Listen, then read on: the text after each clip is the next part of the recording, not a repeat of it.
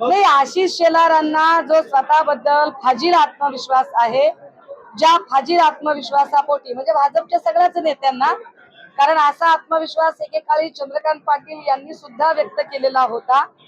आता जर आशिष शेलारांचं म्हणणं होतं की महाविकास आघाडीला 18 पेक्षा जर जास्त जागा मिळाल्या तर ते संन्यास वगैरे घेणार होते.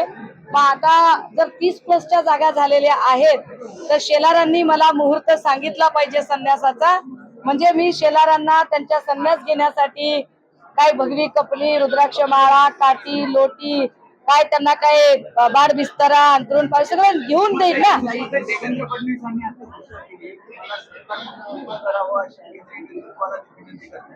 आणि हा पराभव माझी जबाबदारी असं ते म्हणाले आणि मला मोकळं करावं या नाही, हे म्हणणं म्हणजे एक डिग्निफाईड एक्झिट मागणं आहे. मला असं वाटतं